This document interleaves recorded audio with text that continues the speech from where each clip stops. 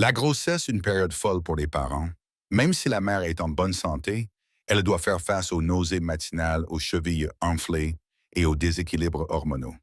Et cela sans compter le bébé qui hurle. Mais en raison de maladies rares et de complications, la grossesse peut devenir encore plus extraordinaire. De la conception pendant une grossesse à des jumeaux biologiques nés à des décennies différentes, jetons un coup d'œil à des cas de grossesse surprenants et records difficiles à croire. Burn. Octomaman. En 2009, Nadia Suleiman, une mère célibataire surnommée Octomaman, a établi un record en donnant naissance à 8 enfants d'un seul coup. À l'époque, c'était la première fois que tous les 8 bébés survivaient à leur première semaine de vie, un véritable miracle médical. Nadia les a conçus grâce à la fécondation in vitro FIV. La FIV consiste à prélever un ovule chez une femme, à le féconder en laboratoire, puis à implanter l'embryon dans l'utérus pour qu'il se développe en fœtus. Normalement, les ovaires ne libèrent qu'un seul ovule à la fois. Avant le prélèvement, on administre à la femme des médicaments contre l'infertilité pour stimuler les ovaires à produire plusieurs ovules, augmentant ainsi les chances de succès. En général, plusieurs embryons sont implantés dans l'utérus. C'est pourquoi la FIV augmente la probabilité d'avoir des jumeaux ou des triplés dizygotes, c'est-à-dire issus d'ovules différents, contrairement aux jumeaux monozygotes qui proviennent d'un seul ovule. Nadia avait commencé la FIV en 1997 et avait déjà donné naissance à 6 enfants de cette manière, tous nés séparément, à l'exception d'une paire de jumeaux. En 2009, il lui restait plusieurs embryons et elle décida d'en implanter 6 car leur viabilité touchait à sa fin. Elle et ses médecins pensaient que, vu son âge, tous les embryons ne s'implanteraient pas. Bien que 6 embryons soignent beaucoup pour une femme de son âge, la procédure fut approuvée. Mais un problème survint, le médecin de Beverly Hills en Californie n'a pas implanté 6 embryons, mais 12. Cela était non seulement excessif, mais aussi extrêmement risqué pour Nadia et les 8 embryons qui se développèrent en tant fœtus. À mesure qu'ils grandissaient, les photos de Nadia attirèrent l'attention du public, ce qui n'est pas surprenant vu l'énorme taille de son ventre. L'utérus est incroyablement élastique et capable de porter un fœtus de 50 cm pesant 3,5 kg pendant 37 semaines. Cependant, les photos de méga-mamans au ventre gigantesque prétendant avoir porté 17 enfants sont souvent des montages. Je ne comprends pas pourquoi les gens font cela. À 31 semaines, Nadia était sur le point d'exploser. Comme l'espace manquait, elle a dû accoucher par césarienne d'urgence. Les nouveau-nés pesaient entre 680 grammes et 5 kg, soit moins de la moitié du poids normal. Malgré leur poids dangereusement bas, ils ont survécu contre toute attente. Plus de 10 ans plus tard, ils forment une grande famille heureuse. L'enfant a 2 têtes. Tous les enfants sont uniques à leur manière, mais ceux-ci incarnent l'unicité. Ces jumeaux siamois nés en 2022 avec 2 cœurs, 3 bras, 2 têtes, une poitrine, un bassin et un tronc commun sont un véritable miracle.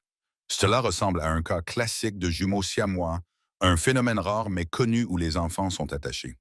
Pourtant, même les experts ont du mal à dire s'il s'agit d'un seul enfant ou de 2. Shaheen Khan pensait donner naissance à 2 jumeaux, mais elle a accouché de jumeaux siamois à 2 têtes appelés jumeaux pagodes. Cela se produit lorsqu'un ovule se divise en 2 embryons, mais le processus s'arrête avant une séparation complète. C'est extrêmement rare et souvent mortel. Les jumeaux siamois surviennent une fois sur 50 000 à 100 000 grossesses, avec un taux de survie de seulement 7,5%, même après une séparation chirurgicale. Les jumeaux pagodes à 2 têtes sont encore plus rares, représentant 11% des jumeaux siamois, avec un taux de survie incroyablement bas. Comme leurs corps sont très fusionnés, on ne sépare généralement pas les jumeaux pagodes à 2 têtes, car leurs chances de survie sont meilleures s'ils restent unis, sauf si l'un des jumeaux est en danger critique. Heureusement, les 2 bébés allaient bien et ont survécu. Double dose de joie. Cette incroyable maman mérite tout notre respect. Accoucher de tels enfants a dû être extrêmement difficile. Vous pouvez montrer votre soutien à son histoire en cliquant sur «J'aime» et en vous abonnant à cette vidéo. Prêt, super, continuons. 3. Jamais trop tard. On pense souvent qu'il est impossible de tomber enceinte après un certain âge. Pourtant, Eramati Mangayama a prouvé le contraire à 73 ans. Oui, Eramati est la femme la plus âgée à avoir donné naissance. Sa décision d'avoir un enfant à cet âge a suscité un débat parmi les médecins et le grand public. Une grossesse après 35 ans augmente les risques de faible poids à la naissance de problèmes de développement de maladies cardiaques et de complications lors de l'accouchement. À 72 ans, la grossesse d'Eramati était extrêmement risquée, mais elle refusait d'abandonner son rêve d'avoir un enfant après 5 décennies d'essais infructueux avec son mari. À 70 ans, une femme n'a pratiquement plus d'ovules. Les femmes naissent avec 300 000 à 400 000 ovules, dont le nombre diminue progressivement jusqu'à la ménopause entre 45 et 55 ans, où il n'en reste plus. Le couple a donc eu recours à la FIV avec des ovules de donneuse et le sperme du mari. La technologie est incroyable. Eramati est restée hospitalisée 1 an suivie par 10 médecins. Tout cela en valait la peine lorsqu'elle a donné naissance à des jumelles en 2019. Étonnamment, malgré son âge, ces médecins n'ont constaté aucune maladie ni complication et les jumelles sont nées en bonne santé. Je ne suis pas sûr d'être assez lucide à 70 ans, encore moins pour avoir des enfants à cet âge. Quelle femme incroyable. 4. Un accouchement marathon. Avez-vous déjà porté une pastèque de taille moyenne pendant 1 heure? C'est lourd, n'est-ce pas? Imaginez porter quelque chose de cette taille et de ce poids dans votre ventre pendant des mois. Toute femme enceinte dirait que quelques mois avec une telle charge sont un véritable défi. Mais que se passerait-il si vous deviez porter un enfant 3 mois de plus? En 1945, Beulah Hunter a enfin donné naissance à sa fille Penny après 12 mois de grossesse. Normalement, une grossesse dure environ 280 jours.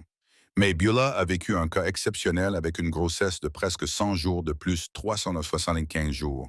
C'est épuisant, rien que d'y penser. La raison de ce retard était le développement lent du fœtus. Les 3 premiers mois étaient normaux, mais au 6e mois, les choses ont changé. À ce stade, le fœtus commençait tout juste à bouger, alors que les mères ressentent généralement ces mouvements dès le 4e mois.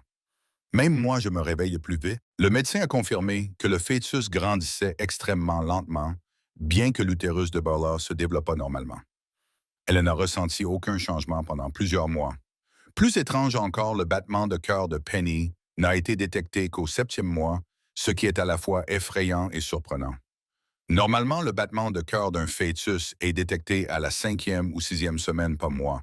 En raison de cette croissance lente, les médecins craignaient que Penny n'ait des maladies ou des anomalies, y compris un faible poids. Mais contre toute attente, Penny est née sans complications en bonne santé pesant près de 3 kg. Elle a continué à grandir normalement sans signe de complications liées à sa longue gestation. Beulah détient le record de la grossesse la plus longue. Parfois, il ne faut pas se presser, même pour naître. 5. Double utérus. En général, les femmes n'ont qu'un seul utérus. Je dis en général, car parfois elles en ont deux. C'est une anomalie rare, mais elle peut entraîner le développement de 2 bébés simultanément dans 2 utérus distincts. Cela semble incroyable, mais c'est bien réel comme l'a découvert Megan Phipps. Elle est née avec une anomalie appelée utérus didelph, avec 2 cols de l'utérus et 2 utérus. Cela ne concerne que 0,3% de la population. Voici une petite leçon de biologie pour clarifier la différence entre l'utérus et le col de l'utérus, car ils sont souvent confondus. L'utérus est l'organe musculaire en forme de poire où le fœtus se développe. Il se contracte pour expulser le bébé pendant l'accouchement. Le col de l'utérus, c'est la partie cylindrique de tissu conjonctif à la base de l'utérus, reliant l'utérus aux parties externes de l'anatomie féminine. Il détermine quand le bébé quittera l'utérus en s'élargissant pendant l'accouchement. Avec 2 utérus et 2 cols, tout devient encore plus compliqué. Au départ, les médecins pensaient que l'utérus gauche de Megan ne fonctionnait pas, mais ils se trompaient car elle laisse tomber un sein de jumeaux, un dans chaque utérus.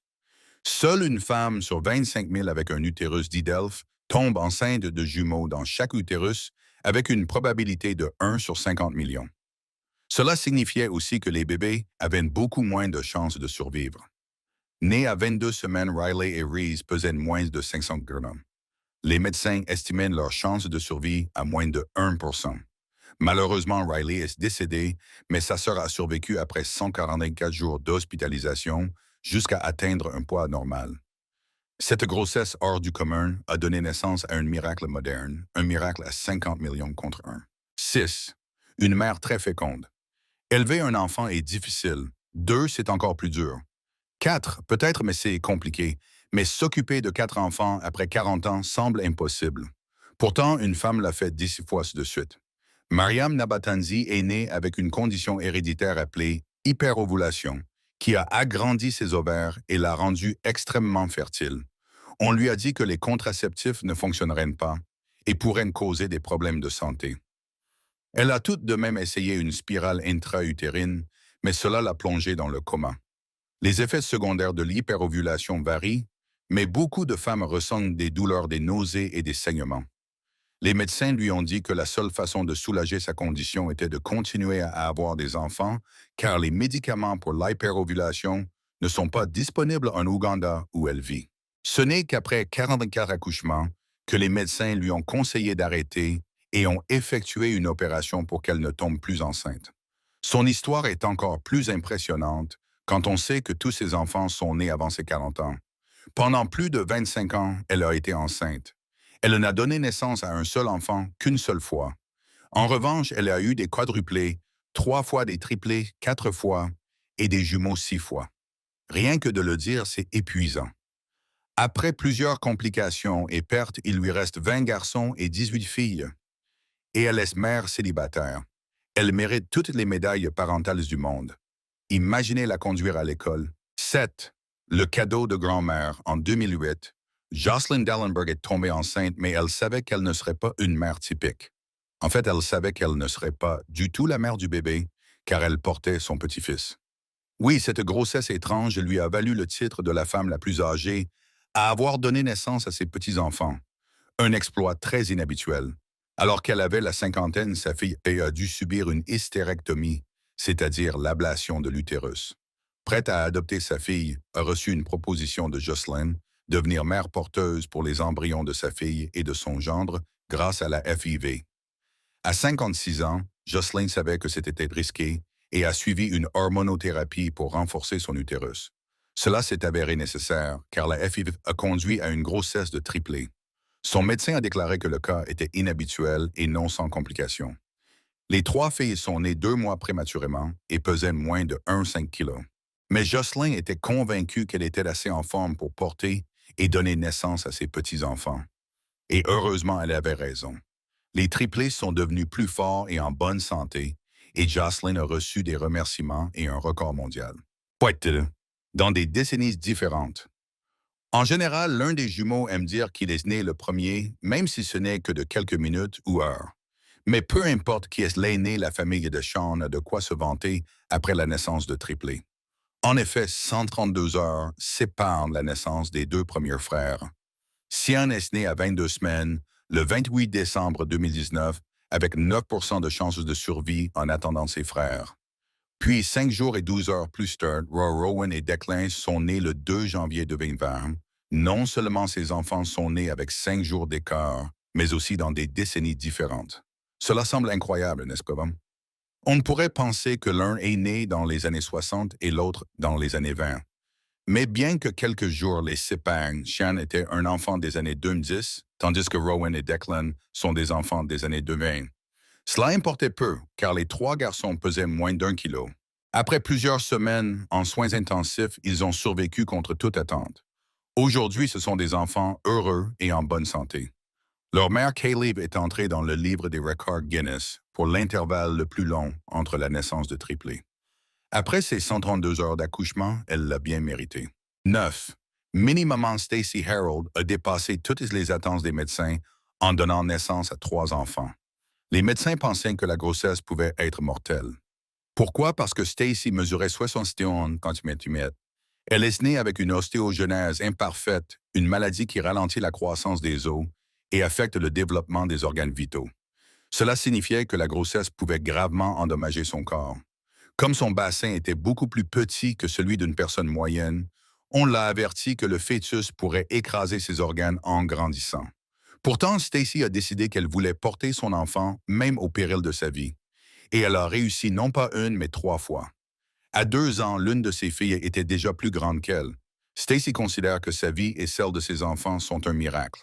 Leur naissance était effectivement un miracle, car ils sont nés sans fractures osseuses, malgré le risque élevé chez les nouveau-nés atteints d'ostéogenèse imparfaite, dont 2 de ses enfants souffraient à cause de la pression lors de l'accouchement. C'était l'une des raisons pour lesquelles on l'avait mise en garde contre la grossesse. Mais elle a prouvé au monde que c'était possible donnant de l'espoir à d'autres femmes atteintes d'ostéogenèse imparfaite qui voulaient avoir des enfants. 10. Super jumeaux. Il existe un type de grossesse si rare qu'il n'a été documenté que 14 fois la superfétation. Non, ce n'est pas une condition qui transforme quelqu'un en super-héros. Cela arrive lorsqu'une femme tombe enceinte alors qu'elle l'est déjà. Chez certains animaux comme les lièvres, les poissons ou les blaireaux, la superfétation est courante mais pas chez les humains. Cela nécessite qu'un autre ovule soit fécondé séparément alors qu'un autre est déjà en développement, ce qui est presque impossible. Pourtant, Rebecca Roberts a récemment vécu cela, donnant naissance à des jumeaux conçus à 3 semaines d'intervalle. Cela s'est produit lorsqu'un médicament contre l'infertilité a provoqué la libération d'un autre ovule plus tard dans le cycle menstruel. Cet ovule a été fécondé entraînant une double grossesse. Sur les 2 premières échographies, seul le premier bébé était visible, mais à la 12e semaine, une deuxième petite fille est apparue à l'écran.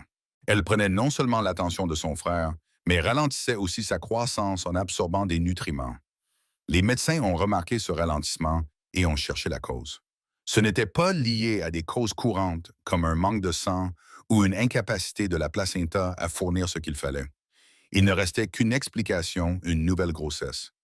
Même pour les médecins, la superfétation est difficile à diagnostiquer car elle n'a pas de symptômes distinctifs. Cependant, elle comporte des risques élevés. Le deuxième enfant naît généralement prématurément, en retard de croissance par rapport à son aîné. Ce fut le cas pour Rebecca. Noah pesait près de 2 kg, tandis que Rosalie, née après lui, ne pesait que 1 kg. Rosalie est restée hospitalisée près de 100 jours pour grandir suffisamment avant de rentrer chez elle. Un duo miraculeux de superstars. 11. Un cas mystérieux. Je n'aime déjà pas les hôpitaux, alors accoucher dans l'un d'eux doit être terrifiant, surtout quand on ignore qu'on est enceinte. En 2016, Charlotte Thompson, 19 ans, a été transportée d'urgence à l'hôpital en pleine nuit à cause de douleurs abdominales insupportables. Elle pensait à une appendicite ou un problème gastrique, mais les médecins lui ont annoncé qu'elle était enceinte de 9 mois et sur le point d'accoucher. Je n'imagine même pas son choc. On pourrait penser qu'une grossesse est impossible à manquer avec des signes évidents comme un gros ventre, mais Charlotte a vécu ce qu'on appelle une grossesse cryptique ou cachée. Normalement, une femme prend entre 10 et 13 kilos pendant la grossesse, mais Charlotte n'a pris qu'un peu plus d'1 kilo en 9 mois. Son ventre est resté plat et elle portait ses vêtements habituels. À titre de comparaison, voici Kim Kardashian à 7 mois de grossesse et Charlotte. Son ventre ne semblait pas du tout proéminent. Elle attribuait ses sautes d'humeur et sa fatigue à ses soirées fréquentes. Mais si elle n'avait pas de ventre, où était le bébé? Les médecins ont expliqué que le fœtus se cachait sous ses côtes, ce qui le rendait invisible. La petite Molly a surpris sa mère car l'accouchement a commencé seulement 2 heures après son arrivée à l'hôpital. Heureusement, tout s'est bien terminé sans complications pour la mère ou le bébé. En général, une femme découvre sa grossesse entre 5 et 12 semaines après la conception, mais environ un cas sur 475 est une grossesse cryptique, ce qui est relativement fréquent. Les symptômes peuvent être confondus avec une grippe ou des effets secondaires d'un régime, et même les tests de grossesse ne sont pas toujours fiables. Attendez, je ne me sens pas très bien ces derniers temps et j'ai pris du poids. Je crois que je vais acheter un test de grossesse. À bientôt! Quelles histoires vous ont le plus surpris? Connaissez-vous d'autres histoires de naissance miraculeuse? Partagez-les dans les commentaires sous la vidéo. Merci d'avoir regardé.